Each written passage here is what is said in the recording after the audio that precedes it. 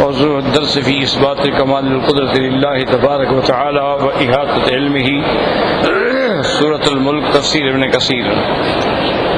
الحمد لله رب العالمين، والصلاة والسلام على أشرف الأنبياء وسيد المرسلين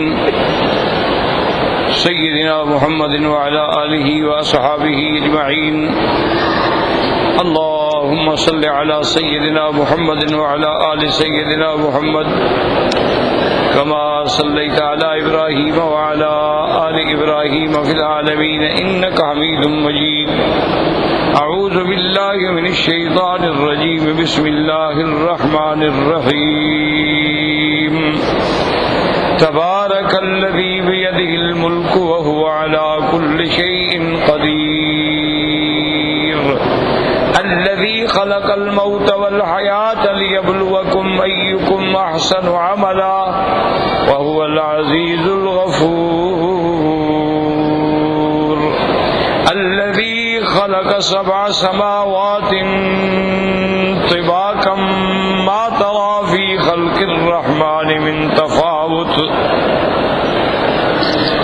فارجع البصر هل ترى من فطور ثم ارجع البصر كرتين ينقلب إليك البصر خاسئا وهو حسير، ولقد زينا السماء الدنيا بمصابيح وجعلناها رجوما للشياطين وأعتدنا لهم عذاب السعير۔ اللہ تبارک و تعالی نے کلام مقدس کی یہ سورت مبارکہ میں سورت الملک جو ہے یہ بڑی شان والی اور عظمت والی صورت ہے، اس لیے اس کا نام جو ہے مانع بھی ہے، منجیہ بھی ہے۔ یہ اپنے پڑھنے والے کو قبر کے عذاب سے نجات دلاتی ہے، اور یہ وہ صورت مبارک ہے جو سرکار دو عالم محبوب دو جہاں صلی اللہ علیہ وسلم رات کو سونے سے پہلے ہمیشہ سورت الف لام میم تنزیل السجدہ اور سورت الملک جو ہے وہ تلاوت فرمانے سے پہلے نہیں سوتے، اور یہی وہ صورت مبارک ہے جس کے لیے حضور پاک نے فرمایا کہ لوددت، میری خواہش ہے، میری تمنا ہے کہ میری امت کے ہر مسلمان کے دل میں صورت ملک جو ہے وہ محفوظ ہونی چاہیے، یعنی اس کو وہ یاد رکھے، اس کو پڑھا کرے، اس کو تلاوت کیا کرے۔ تو اسی طرح سورت الملک کی بڑی بڑی عظمتیں اور بہت بڑے شان ہیں، جیسا کہ ایک صحابی نے ایک جگہ خیمہ لگایا تو اس کو پتہ نہیں تھا کہ نیچے قبر ہے، تو آثار مٹ چکے تھے، تو اس کو اب قرآن پاک کی پڑھنے کی آواز آئی تو اس نے سنا کہ قبر والا جو ہے وہ پوری سورت الملک تلاوت کر رہا۔ تو یعنی یہ ایک ایسی صورت مبارک ہے، اور اسی طرح ایک حدیث میں ہے کہ قیامت والے دن یہ صورت ہے التی تجادل عن صاحبہا، کہ اپنے پڑھنے والے کے لیے اللہ سے جھگڑا کرے گی کہ یا اللہ مجھے تم نے قرآن میں رکھا ہے، میں اس کے سینے کے اندر ہوں، پھر آپ اس کو جہنم میں ڈال رہے ہیں۔ تو اللہ تبارک و تعالیٰ اس کی شفاعت قبول فرما کے اس کو جہنم سے نجات دے دیں گے۔ تو اس لیے سورۃ الملک جو ہے ہمیشہ پڑھیں۔ فرمایا تبارک الذی بیدہ الملک، یاد رکھو تبارک مانا بڑی عظمت والے، شان والے، اور بعض علماء فرماتے ہیں وہ ذات جو ہمیشہ ثابت رہے، تبارک جو بالکل ثابت ہے، جو حی ہے، جو قیوم ہے، جو دائم ہے، باقی ہر چیز مٹنے والی ہے ما سوا اللہ کے۔ تبارک الذی بیدہ الملک، اسی کے ہاتھ میں تمام ملک ہیں۔ الملک جو ہے الف لام جنس کا ہے، یاد رکھو الف لام جنس کا، یعنی اس سے ایک ملک نہیں، جتنے بھی ملک اللہ نے بنائے وہ سب اللہ کے ہاتھ میں ہیں، سب اللہ تبارک و تعالیٰ کے تصرف میں ہیں، اللہ تبارک و تعالیٰ کی قدرت میں ہیں، کیونکہ ہمارے سامنے تو بس ایک ہی ملک ہے نا، ملکوت تو کوئی ہے۔ اسی لیے اللہ پاک کذالک نری ابراہیم ملکوت السماوات والارض، وہاں ملکوت کا لفظ آیا ہے، اور کسی جگہ اللہ فرماتے ہیں لہو ملک السماوات والارض، یاد رکھو جیسے سماوات تو 7 آسمان ہیں، زمینیں 7 ہیں، تو ملک بھی اللہ عالم کتنا ہے۔ اس لیے فرماتے ہیں قل اللہم مالک الملک تؤتی الملک من تشاء وتنزع الملک ممن تشاء، وہی مالک الملک ہے، مالک بھی اسی کی شان ہے، ملک بھی اسی کی شان ہے، اور تمام کائنات کا، تمام زمینوں کا، تمام ملکوں کا وہ مالک ہے اور اس کے ہاتھ میں ہے۔ یاد رکھو کہ جہاں اللہ تبارک و تعالیٰ کی صفات کا ذکر آتا ہے، کہیں ہاتھ کا ذکر آتا ہے، کہیں اللہ کے آنکھوں کا ذکر آتا ہے، کہیں اللہ تبارک و تعالیٰ کے چہرے کا ذکر آتا ہے، جیسے فرمایا اینما تولوا فثم وجہ اللہ، اور کہیں اللہ فرماتے ہیں میرا مدنی اذ یبایعونک تحت الشجرہ، جو لوگ تیری بیعت کر رہے تھے، اس میں اگلی آیت یبایعون اللہ، گویا وہ اللہ کی بیعت کر رہے تھے، اور تیسری آیت میں اللہ نے وضاحت فرمائی ید اللہ فوق ایدیہم، میرے محبوب ایک آپ کا ہاتھ تھا، ایک صحابی کا، اور میرا ہاتھ ان سب کے اوپر تھا، تو وہاں ہاتھ کا ذکر ہے۔ اسی طرح آیا بل یداہ مبسوطتان، اللہ کے دونوں ہاتھ کھلے ہوئے ہیں۔ اسی طرح اللہ کی آنکھوں کا ذکر آیا، اللہ نے حکم دیا فاصبر لحکم ربک فانک باعیننا، تو آپ ہماری آنکھوں میں ہیں، آپ صبر کریں، آپ اللہ کے فیصلے کا انتظار کریں۔ اسی طرح اللہ نے نوح علیہ السلام کی کشتی کے بارے میں فرمایا تجری باعیننا، میری آنکھوں کے سامنے وہ چل رہی ہے، تو آنکھوں کا ذکر ہے۔ اسی طرح قرآن میں اللہ کی پنڈلی کا بھی ذکر ہے، فرمایا یوم یکشف عن ساق وَيُدْعَوْنَ إِلَى السُّجُودِ، اللہ تبارک و تعالیٰ جس دن اپنی پنڈلی مبارک سے اپنا وہ رداء مبارک ہٹائیں گے تو مومن جو ہیں وہ سجدے میں گر جائیں گے، لیکن کافر سجدہ نہیں کر سکیں گے، تو وہاں ساق کا بھی ذکر ہے۔ اسی طرح اللہ تبارک و تعالیٰ کے قدم کا بھی ذکر ہے، حدیث مبارک میں بھی آتا ہے اس آیت کی تفسیر میں کہ جب کافروں کو جہنم میں ڈالیں گے تو جہنم سے آواز آئے گی حل من مزید، حل من مزید، اور ڈالیں، تو اور ڈالے جائیں گے، لیکن جہنم آواز دیتی رہے گی۔ یاد رکھو جہنم کو بھی اللہ بولنے کی طاقت دیں گے، جہنم بھی بات کرے گی۔ تکاد تمیز من الغیظ کلما القی فیہا فوج سألہم خزنتها الم یأتکم نذیر، اور پھر جہنم سے تخرج عنکم من النار، جہنم سے گردن نکلے گی جو ہر کافر کو پہچانے گی، اور کافروں سے اتنا غصہ کرے گی معلوم ہوئے گا کہ یہ آگ پھٹ جائے گی، اور جب ڈالیں گے تو کہیں حل من مزید۔ حدیث صحیح میں آتا ہے حتی تضم قدمہ الجبار، اللہ تبارک و تعالیٰ پھر جہنم پہ اپنا قدم مبارک رکھیں گے، وَيَقُولُ قَتِّلْ قَتِّلْ، بس یا اللہ میں برداشت نہیں کر سکتی، تو اللہ کا قدم بھی ہے۔ تو یاد رکھو جتنا اللہ کی صفتیں قرآن میں ہیں یا جتنی صفتیں حدیث مبارک میں ہیں، نہ تو ہمیں بڑھانے کا حق ہے، نہ کم کرنے کا حق ہے، اور نہ ان میں ہمیں کسی تعویل کا حق ہے، نہ ان کی تعطیل کا حق ہے، نہ ان کی تکییف کا حق ہے، نہ ان کی تشبیہ کا حق ہے، بلکہ ہمارا ایمان یہ ہوگا کہ یا اللہ ہمارے آپ کے اسماء پہ، آپ کے صفات پہ ایمان ہے، وہ صفتیں جیسے آپ کی شان کو زیبا اور آپ کی شان کو لائق ہیں۔ ہم یہ بحث نہیں کریں گے کہ ہاتھ اللہ کا کیسا ہے، کتنا بڑا ہے، یہ بحث کرنا جو ہے وہ کفر میں دھکیل دے گا۔ یہ بحث نہیں کریں گے کہ اللہ کا قدم مبارک، بس جتنا ذکر ہے اس پر ہمارا ایمان ہے۔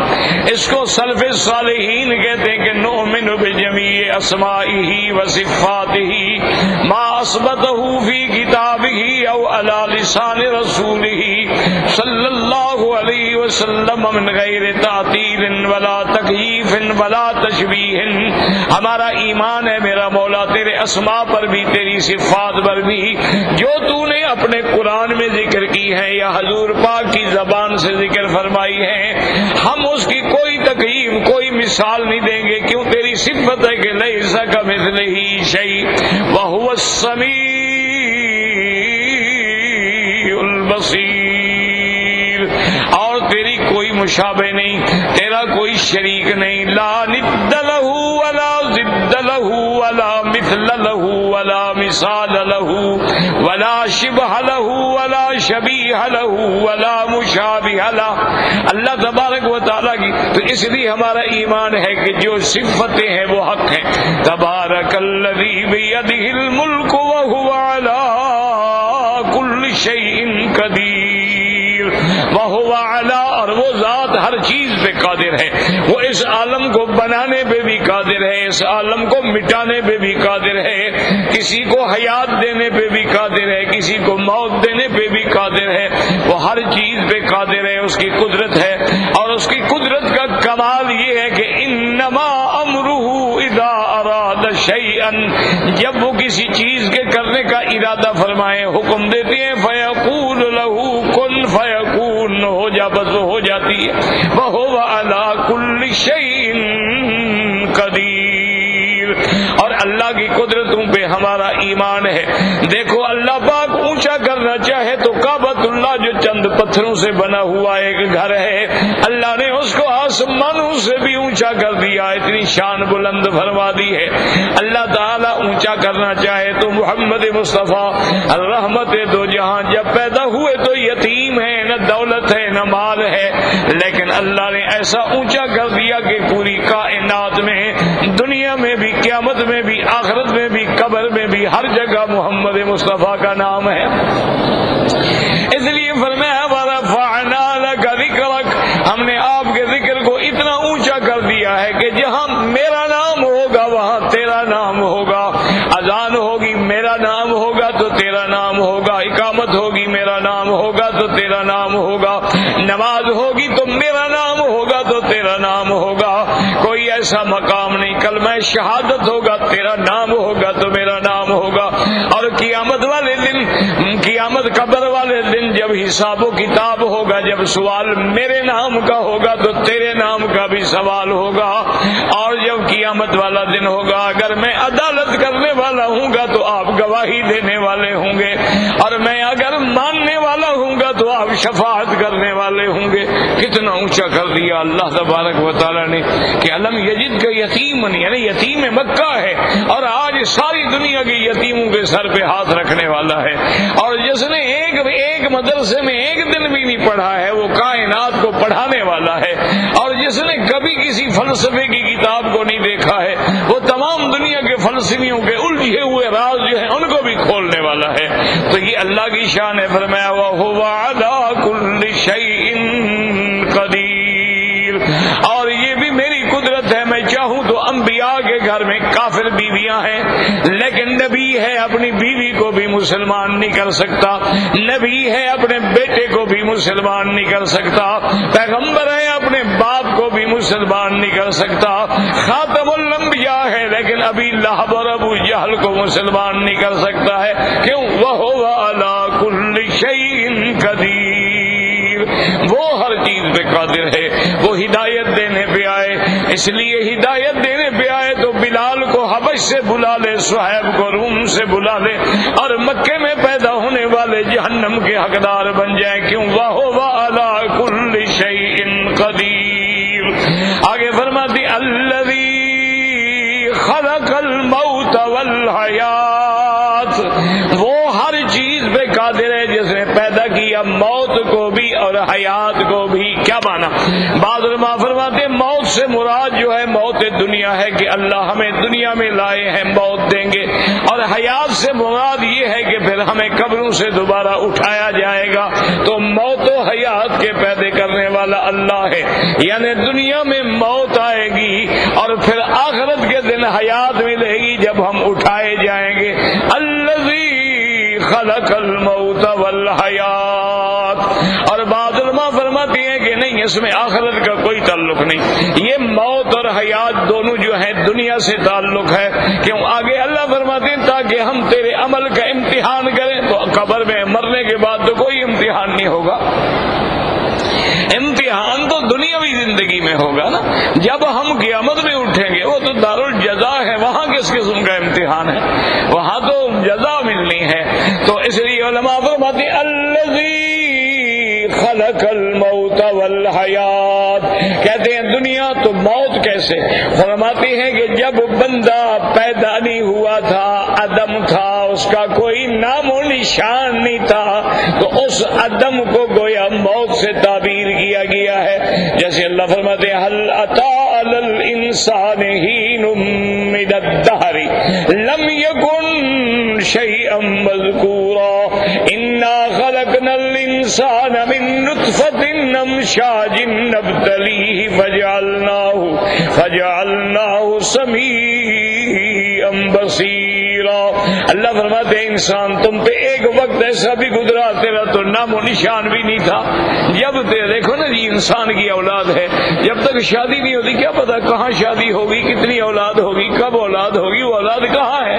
لیکن اللہ کے علم کے اندر پھر اللہ اس عدم سے، اس پانی کے قطرے سے ہمیں پیدا فرماتی ہیں. ایسے فرمایا خلق الموت والحیات، یعنی وہ موت تھی ہمیں حیات دی، ہمیں دنیا میں زندہ فرما دیا ہے.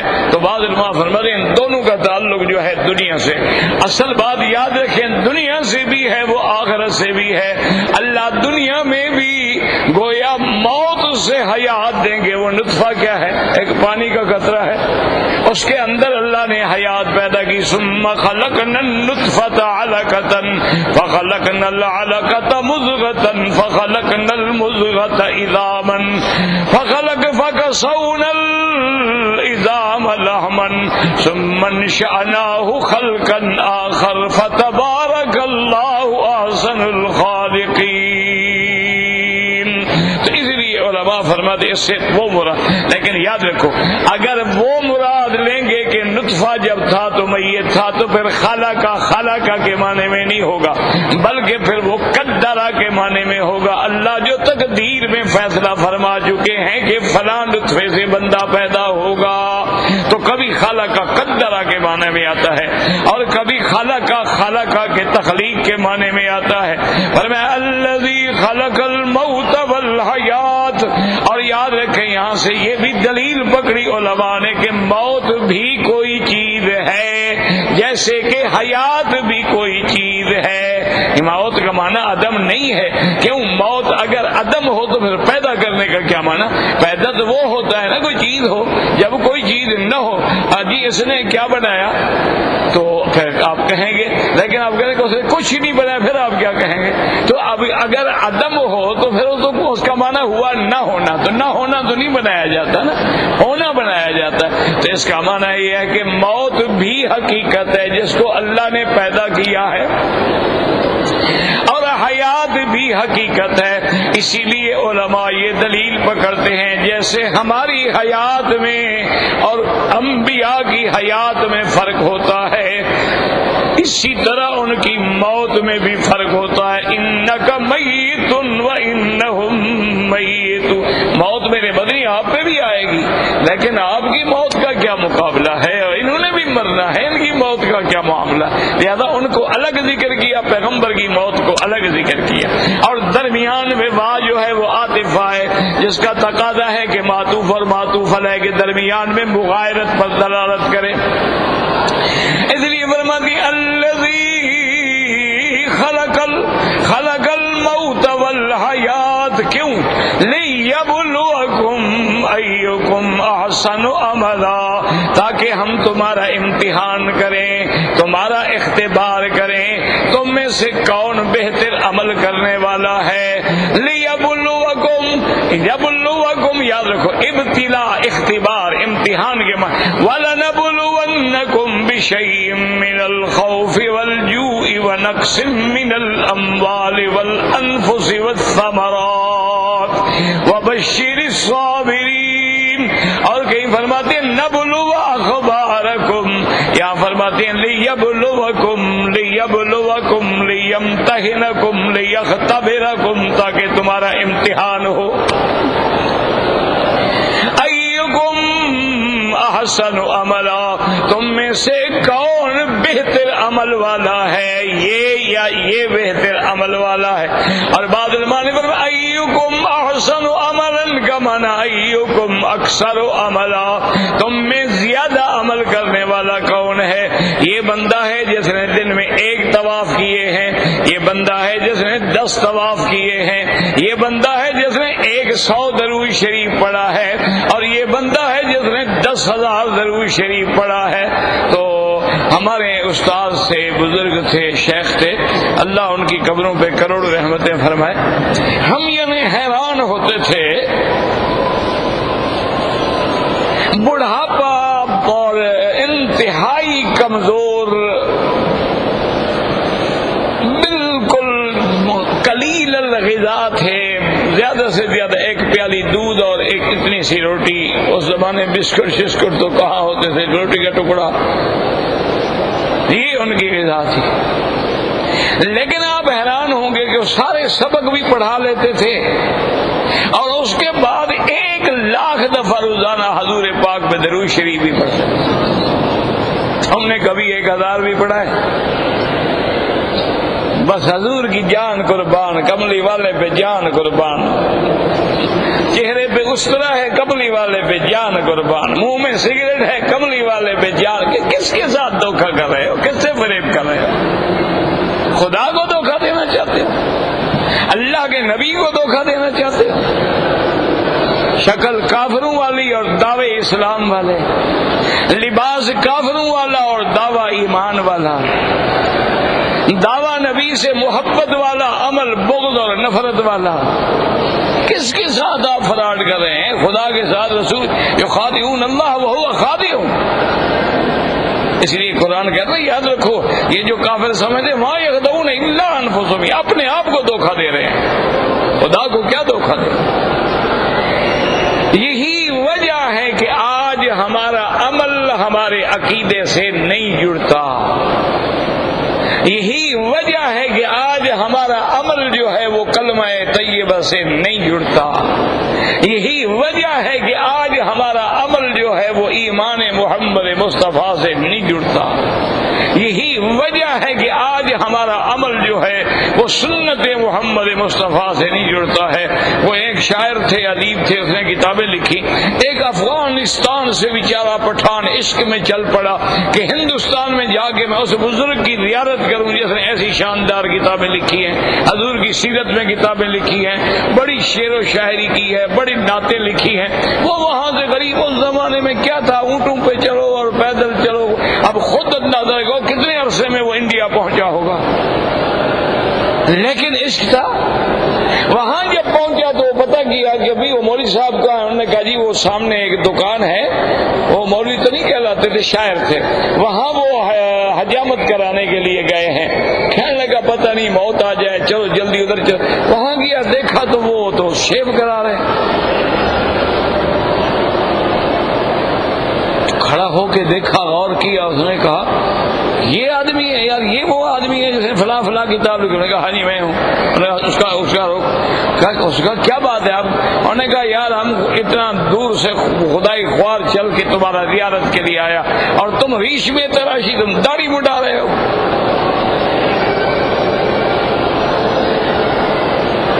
تو وہ شاعر آدمی تھا، وہ فوراً اس نے کہا کہ ریش میں تراشم کسے دل را نمی تراشم۔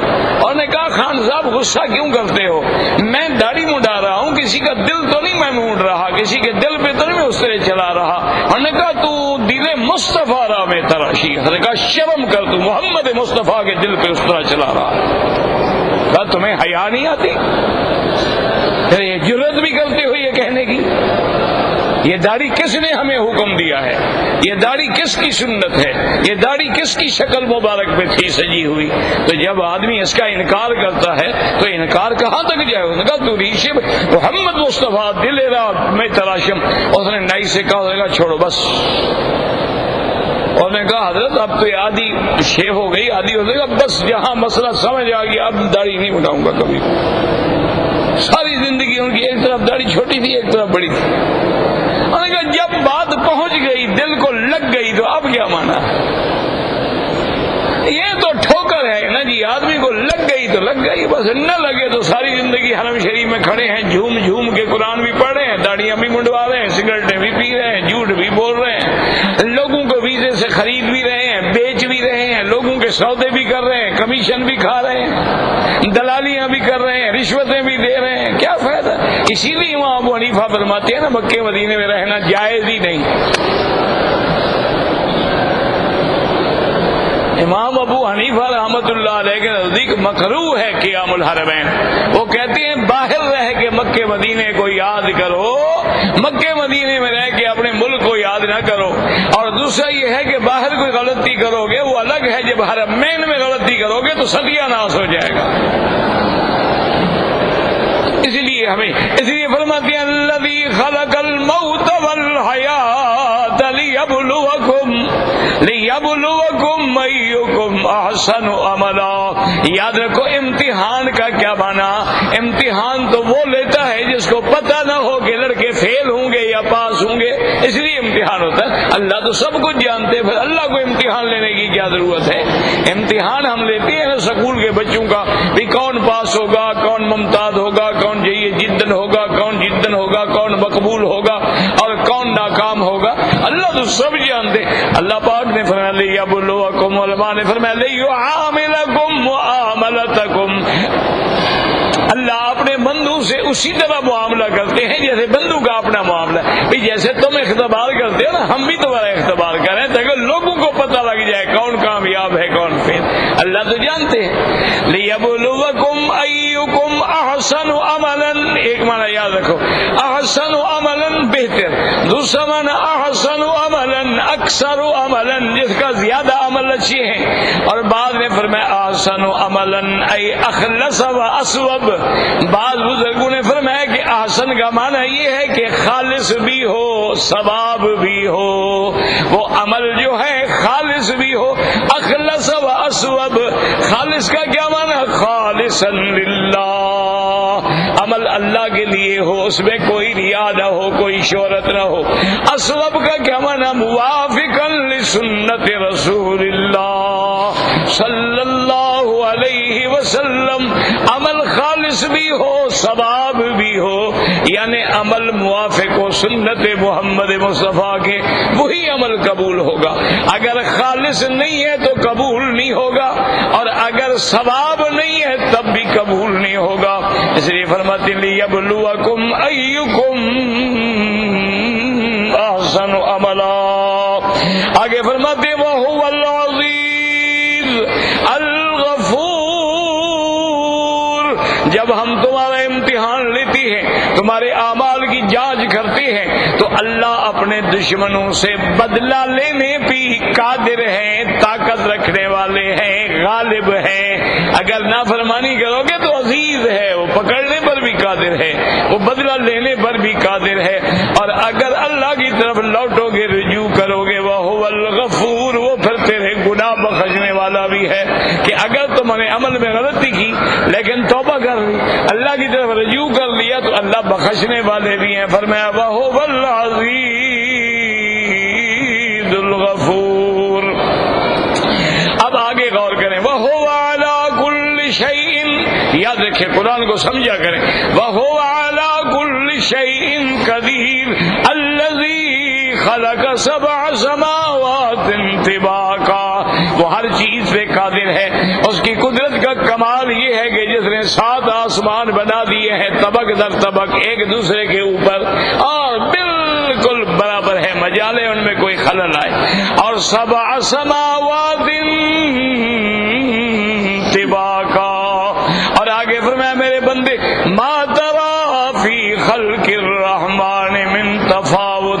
اللہ نے جو پیدا کیا، جو بنایا ہے، اس میں کوئی اختلاف نہیں. مجالے کو ذرا فرق آ جائے، تم لاکھ چیزیں بناؤ لیکن فرق آ جائے گا. مالک جو بنائیں گے اس کے اندر کوئی عیب نہیں ہوگا. ما تری فی خلق الرحمن من تفاوت فرجع البصر هل تری من فطور. اللہ نے فرمایا تم پھر نظر دوڑاؤ، پھر نظر ڈالو، کیا اس میں کوئی شکوک ہے، کوئی سوراخ ہے، کوئی کمی ہے، کوئی کجی ہے. فرجع البصر هل تری من فطور. فرمایا ثم ارجع البصر کرتین، پھر نظر ڈالو، 2 دفعہ ڈالو. یاد رکھو کرتین کا معنی یہ نہیں ہوتا 2 دفعہ، معنی ہوتا ہے کرات مرات. جیسے کہتے ہیں لبیک و سعدیک و حنانیک، یہ معنی تھوڑا ہے کہ بس 2 دفعہ. اس لیے مانے اللہ فرماتے ہیں جتنا ہو سکتا ہے دوربین لے آؤ، جتنا ہو سکتا ہے تم نئے سے نئے آلات ایجاد کر لو، جتنا ہو سکتا ہے تم راکٹ بنا لو، تم اس کے اوپر آسمانوں کی طرف جا کے ڈھونڈنے کی کوشش کرو، دیکھو کوئی اس کے اندر نقص ہے۔ حل تری من فطور شکوک ثم ارجع البصر کرتین ینقلب الیک البصر خاسئا وهو حسیر، اور جب تم بار بار دیکھو گے تو تیری نظر ذلیل ہو کے عاجز ہو کے لوٹ آئے گی، لیکن اس میں کوئی نقص نہیں نکال سکتی۔ ینقلب لوٹے گی، الیک البصر خاسئا وهو حسیر، خاصی کا معنی بالکل جیسے ہم کہتے ہیں اخساء القلب، اخساء لن تعدو قدرک، اور اس کے بعد کہتے ہیں حسیر معنی بالکل ذلیل، تھک جائے، عاجز آ جائے گی، لیکن اللہ کی قدرتوں کے اندر کوئی نقصان نہیں ڈھونڈ سکے۔ کیوں؟ وَهُوَ عَلَى كُلِّ شَيْءٍ وَهُوَ عَلَى كُلِّ شَيْءٍ قَدِيرٌ۔ اور یہاں سے اندازہ کر لو کہ جب اللہ نے آسمان بنائے تو کوئی عیب نہیں، زمینیں بنائی تو کوئی عیب نہیں، آسمانوں میں اللہ نے بروج بنائے تو کوئی عیب نہیں، چاند تارے بنائے تو کوئی عیب نہیں۔ جب اس کی مخلوق ایسی بے عیب ہے تو بنانے والا کتنا پاک، کتنا بے عیب ہوگا۔ اس لیے فرماتے ہیں ارجع البصر هل تری من فطور۔ اچھا یہاں ایک بات یاد رکھ لو، آج کل عام کہتے ہیں سینس والے کہ یہ جو آپ کے فریج ہوتے ہیں یا ایئر کنڈیشن ہوتے ہیں، ان کے اندر جو آپ کے وہ گیس بھرے جاتے ہیں تو گیس لیکیج ہوتی ہے، تو اس کی وجہ سے آوازون میں سوراخ ہو گیا۔ وہ آوازون تو آسمانوں سے نیچے ہوتا ہے، وہ آسمان نہیں ہے، یاد رکھو، آسمانوں میں کوئی سوراخ نہیں ہے، آسمان الگ چیز ہے۔ جیسے کہ چاند پہ پہنچ گیا، چاند آسمان پہ نہیں ہے، آسمان پہ کوئی نہیں جا سکتا۔ لا تفتح لهم ابواب السماء، اللہ فرماتے ہیں کافروں کے لیے آسمان کے دروازے نہیں کھولے جائیں گے۔ ولا يدخلون الجنۃ، نہ یہ جنت میں داخل ہوں گے، حتی یلج الجمل فی سم الخیاط، جب تک اونٹ سوئی کے ناکے سے نہیں گزر سکتا، یہ بھی آسمانوں میں نہیں گزر سکتے، نہ جنت میں داخل ہو سکتے ہیں۔ یاد رکھیں چاند وغیرہ جو ہیں یہ تو بہت نیچے ہیں، معلق قنادیل معلقۃ بین السماء والارض، تو اس لیے سما دنیا کے قریب ہے۔ اس لیے اب آگے اللہ پھر اپنی اور قدرتوں کا نمونہ دکھلاتے ہیں، فرمایا وَلَقَدْ زَيَّنَّا السَّمَاءَ الدُّنْيَا وَلَقَدْ زَيَّنَّا السَّمَاءَ الدُّنْيَا بِمَصَابِيحَ وَجَعَلْنَاهَا رُجُومًا لِلشَّيَاطِينِ وَأَعْتَدْنَا لَهُمْ عَذَابَ السَّعِيرِ۔ اللہ فرماتے ہیں میرے بندے میں نے تیرے لیے زینت دی ہے آسمان دنیا کو۔ کیوں؟ دنیا یہ قریب ہے دنیا کے، اس لیے اس کو کہا جاتا ہے سما دنیا، دنیا جو ہے دنو سے ہے، قریب ہے۔ بمصابیح، یاد رکھیں کہیں فرماتے ہیں کواکب، کہیں فرماتے ہیں مصابیح، اور کہیں فرماتے ہیں نجوم، مانا تارے ہیں۔ کیسے ہم نے تارے لگائے ہیں، کیسے ہم نے مزین کر دیا ہے، اور پھر اس میں ہم نے کیسے چاند تارے بنائے، کیسے چاند سورج پیدا کیے ہیں، پھر ان کی کیسے منازل ہیں، وہ کیسے اپنی منزلوں کو طے کر رہے ہیں۔ وَلَقَدْ زَيَّنَّا السَّمَاءَ الدُّنْيَا بِمَصَابِيحَ، اور اس کو ہم نے وَجَعَلْنَاهَا رُجُومًا لِلشَّيَاطِينِ، اور کافروں کے لیے ہم نے ان کو رجوم یعنی میزائل بنا دیا ہے کہ اگر اب کافر شیطان اوپر آتے ہیں، قرآن سننے کی کوشش کرتے ہیں، فَأَتْبَعَهُ شِهَابٌ ثَاقِبٌ، تو ان کو پھر وہ سورج جو ہے، وہ تارے جو ہے ٹوٹ کے لگتے ہیں، یا پاگل کر دیتے ہیں یا مار دیتے ہیں۔ لیکن یاد رکھو اس آیت میں ایک بڑا مشکل سوال ہے، وہ یہ ہے کہ اس پہ غور کریں۔ اللہ پاک نے فرمایا نا کہ ہم نے آسمان کو ستاروں سے زینت دی ہے. زینت کا معنی زینت قائم رہے. اچھا رجوم بنایا ہے تو وہ تو ٹوٹ کے لگیں گے شیطان کو. تو زینت کا معنی ثابت رہے اور لگنے کا معنی وہ دور ہو کے ٹوٹ کے چلا جائے. تو پھر دو چیزیں آپس میں متضاد ہو گئی نا.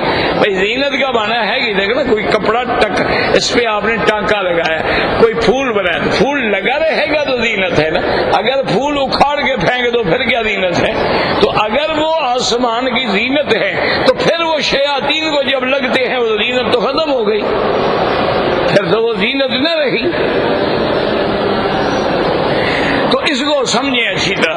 وَلَقَدْ زَيَّنَّا السَّمَاءَ الدُّنْيَا بِمَصَابِيحَ وَجَعَلْنَاهَا رُجُومًا لِلشَّيَاطِينِ.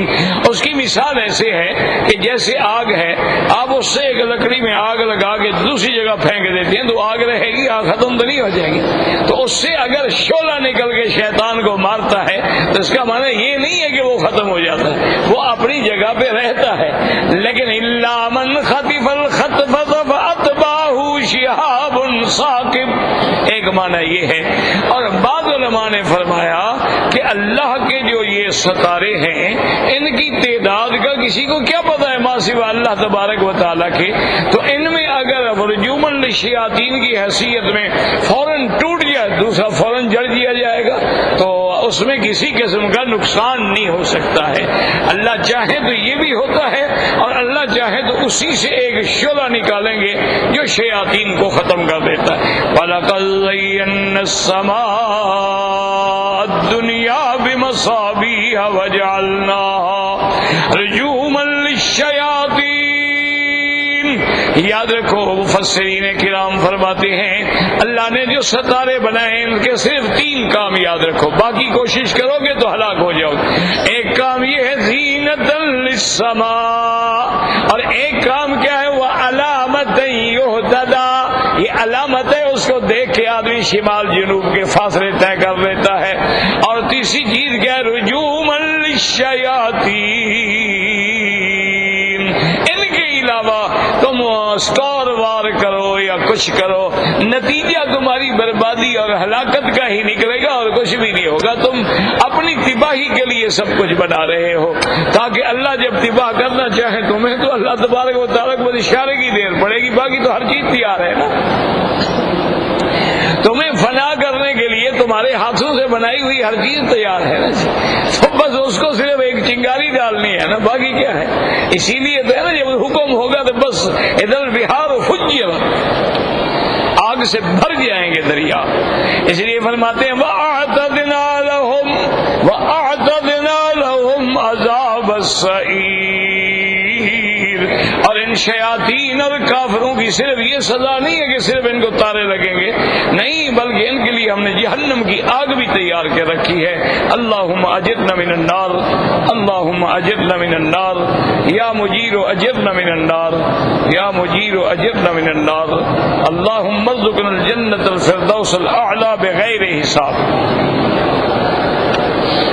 کہتے تھے کہ ایک آدمی نے اپنی بیوی کو ایک وقت میں 3 طلاق دی ہے.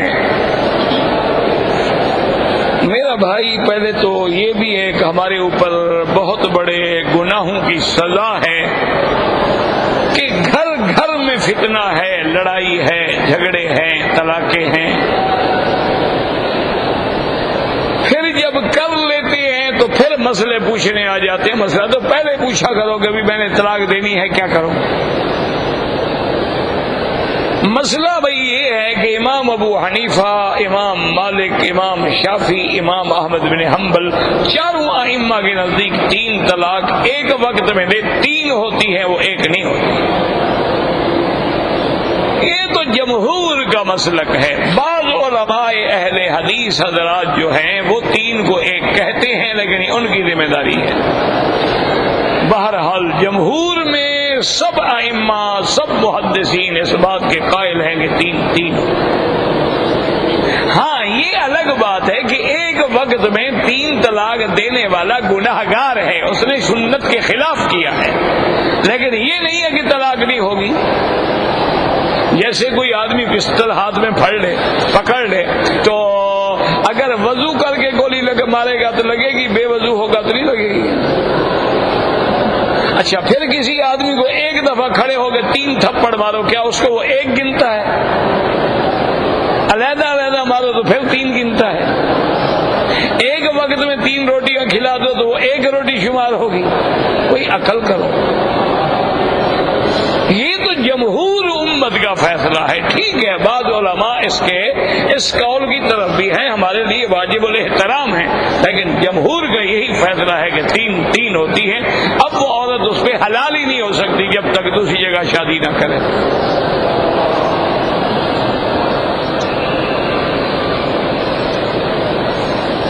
حرم مسجد کا کوئی غیر مقلد تھا، مجھے نہیں پتا کیا تھا. عمرے کے احرام کے لیے حرم سے باہر جانا کیوں ضروری ہے؟ تاکہ ہل اور حرم دونوں اکٹھے ہوں. صرف حرم ہوگا تو ہل نہیں ہوگا، ہل ہو حرم نہ ہو تو پھر لازم ہل بھی ہو حرم بھی ہو. جیسے اب مکے میں رہنے والے حج کا احرام باندھیں گے، یہ حرم ہے، لیکن عرفات جائیں گے، عرفات ہل ہے، تو حرم بھی اور ہل بھی اکٹھے ہو گیا. صرف ہل میں کھڑا رہے تب بھی عمرہ نہیں ہوگا، صرف حرم میں کھڑا رہے تب بھی عمرہ نہیں ہوگا.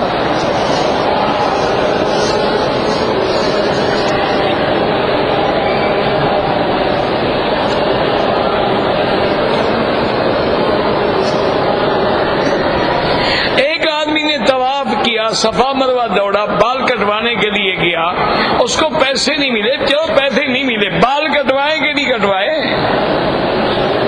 اس وقت پیسے نہیں ملے، احرام میں سو جاتا، صبح اٹھ کے پیسے لے کے مشین پھروا دیتا. اگر بال نہیں کٹوائے ہیں، بال بھی کٹوائے اور دم بھی ادا کرے. اگر بال کٹوائے ہیں، دیر ہو گئی، کوئی بات نہیں.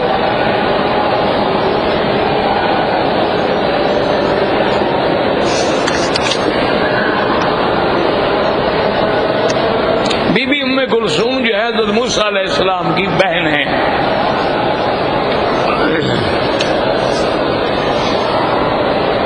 احرام میں اگر ناڑا لگائے بالکل ناجائز ہے، احرام میں جیب لگائے بالکل ناجائز ہے. ہم پیٹی باندھ سکتے ہو.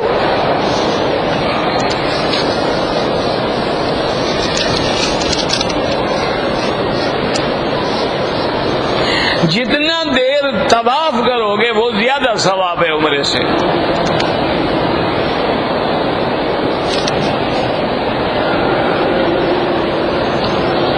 ہر طواف کے بعد 2 رکعت نماز واجب ہے، نفل تو کسی کے نزدیک بھی نہیں. امام ابو حنیفہ رحمۃ اللہ علیہ کے نزدیک واجب ہے، باقی ائمہ کے نزدیک 2 رکعت سنت طواف ہے. نفل تو تم نے گھڑی ہوئی ہے، پتہ نہیں کہاں سے لے آئے ہیں. اور یہ 2 رکعت نفل پڑھنی ہے. جی نفل کون سی نفل؟ کوئی نفلی عبادت جب شروع کر دی جائے تو واجب ہو جاتی ہے. نفلی کہاں رہی؟ ہم نفلی طواف کرنے جا رہے ہیں، جب شروع کر لیا واجب ہو گیا. اگر جان بوجھ کر ایک وقت کی نماز چھوڑے تو امام احمد بن حنبل فرماتے ہیں وہ کافر ہو جاتا ہے. باقی ائمہ کہتے ہیں فاسق و فاجر ہے. ایک روایت میں آتا ہے کہ اس کو 80 عقبہ جو ہے وہ سزا ملے گی. توبہ کرو، استغفار کرو. کہتے جی ہمارے کفیل کا کوئی رشتہ دار فوت ہو گیا ہے، 3 دن جو ہے وہ سوگ ہوتے ہیں، اور جو لوگ تعزیت کے لیے جاتے ہیں وہاں کھانا وغیرہ بھی کھلایا جائے. وہ ان کے رشتہ دار بناتے ہیں، وہ خود نہیں بناتے. یہاں رواج ہے عرب میں کہ بھئی اس کے پاس لوگ آئیں گے تعزیت کرنے کے لیے، تو یہ بیچارہ کہاں سے کسی کو کھانا دے گا، تو وہ کھانا باہر سے بنا ہوا لے کے آتے ہیں. طواف کریں، عمرے کریں، مرحومین کو ثواب بھیجیں.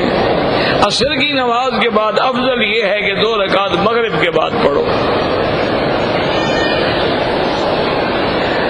ہم جہاں رہتے ہیں وہاں مسجد میں لوگ جو ہے امام عبادی مسلک پر ہیں، ان کے پیچھے میرا خیال ہے نماز نہیں ہوتی.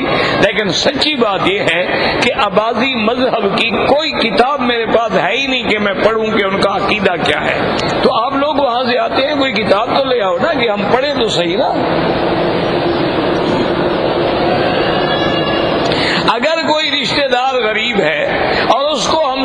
دیتے ہیں. بتانا ضروری ہے؟ کوئی ضروری نہیں، آپ دے دیں، بس آپ کے دل میں نیت ہے، بتانے کی کیا ضرورت ہے.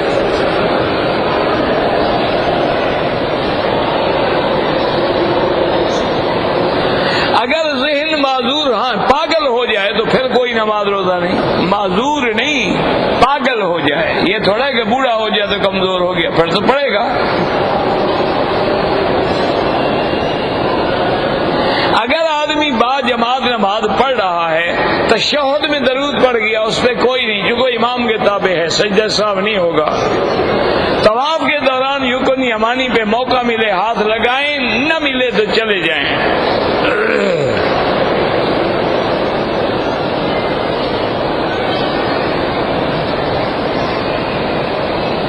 اگر خاتون نے مدینہ منورہ سے حیض کی حالت میں احرام باندھ لیا، ٹھیک ہے، مکہ مکرمہ پہنچنے کے بعد وہ حیض بند ہوا، عشاء اور فجر کی نماز تک حیض نہیں تھا، لیکن کیا دن پورے ہو گئے اس کی عادت کے کہ نہیں؟ اس کی عادت ہے 7 دن.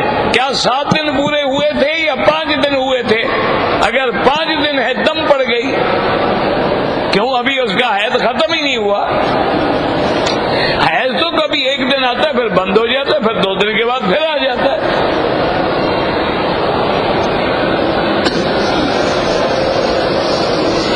آپ کے انبیاء ناز سنتے ہیں، دعا دیتے ہیں، بڑی مہربانی، جزاک اللہ.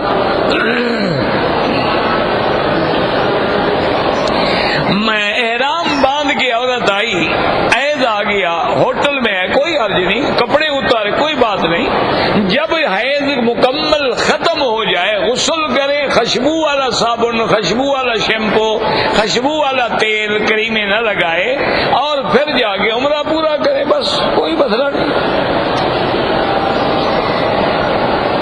مدرسہ سولتیہ جو ہے یہاں کاکیہ کا علاقہ بڑا مشہور ہے. کاکیہ وہاں ہے، یہاں بکریاں بھی ہوتی ہیں، مال بھی ہوتے ہیں، قربانی ذبح ہوتے ہیں، اور بہت بڑی منڈی بھی ہے. وہاں جا کے پوچھیں گے، سب بتا دیں گے. اگر مدینہ شریف ہم زیارت کے لیے جائیں، واپسی پر احرام باندھنا ضروری؟ بالکل ضروری ہے، میقات ہے مدینہ شریف.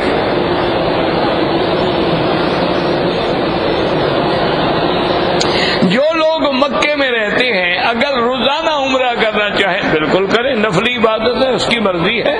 روزانہ طواف کرے یا روزانہ عمرہ کرے یا روزانہ تلاوت قرآن کرے، نفلی عبادات ہے، جتنی اللہ ہمت دے کرے.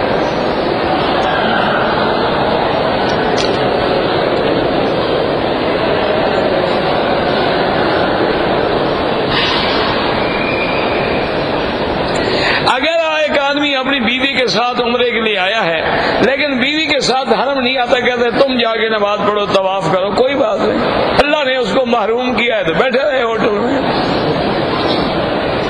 اس کے مقدر میں ہی نہیں ہے نا حرم. یہاں آنے کے بعد بھی تو وہ نہیں آنے دیتے نا. دعا کرو اللہ نہ روکے.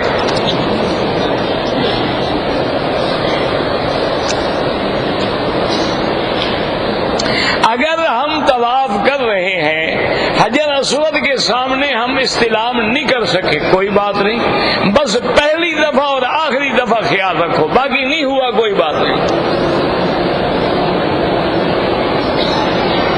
طواف میں بھی جب ختم کرو گے تو اللہ اکبر کہہ کے ختم کرو. نواں استلام تب ہوتا ہے جب صفا مروہ دوڑنا ہو، پھر آدمی اللہ اکبر کر کے صفا مروہ دوڑنے جاتا ہے. جب صفا مروہ نہیں دوڑنی ہے تو نہ میں استلام کرنے کی بھی کوئی ضرورت نہیں ہے. ربنا تقبل منا انك انت السميع العليم وتب علينا انك انت التواب الرحيم. اللهم اصلحنا واصلح بنا واصلح اولادنا واولاد المسلمين. اللهم اصلح شبابنا وشباب المسلمين. اللهم اصلح بناتنا وبنات المسلمين. اللهم اصلح احوالنا واحوال المسلمين. اللهم اصلح امورنا وامور المسلمين. اللهم اصلح نياتنا ونيات المسلمين. اللهم اصلح ذرياتنا وذريات المسلمين. اللهم اصلح لنا شاننا كلها فلا تكلنا الى انفسنا طرفة عين قط ولا اقل من ذلك. اللهم اشفنا واشف مرضانا وارحم موتانا واستجب دعاءنا ولا تخيب رجاءنا برحمتك یا ارحم الراحمین۔ ہمارے بڑے پیارے دوست تھے مرحوم حضرت مولانا ضیاء القاسمی، آج ان کی اہلیہ بھی فوت ہو گئی، اللہ ان کی مغفرت فرمائے، اللہ درجات بلند فرما دے، اور جتنے لوگ فوت ہو گئے اللہ ان کی قبروں کو باغ جنت بنا دے، اور جتنے زندہ ہیں اللہ ان کی ہدایت کے فیصلے فرما دے۔ یا اللہ مسلمان کشمیر میں ہیں، عراق میں ہیں، تونس میں ہیں، عرب میں ہیں، عجم میں ہیں، ان سب کی جان مال آبرو عزت کی حفاظت فرما۔ یا اللہ مسلمانوں کی کمزوریوں پہ رحم فرما۔ اللہم لا تعذبنا بذنوبنا، اللہم لا تہلکنا بذنوبنا، اللہم لا تمنع عنا بذنوبنا فضلک یا ارحم الراحمین۔ لا تجعلنا من القانتین ولا تردنا عن بابک خائبین۔ اللہم انا نسألک من الخیر کلہ عاجلہ وآجلہ ما علمنا منہ وما لم نعلم۔ اللہم انا نعوذ بک من الشر کلہ عاجلہ وآجلہ ما علمنا منہ وما لم نعلم۔ صلی اللہ تعالی علی خیر خلقہ سیدنا محمد وعلی آلہ وصحبہ اجمعین۔ اللہم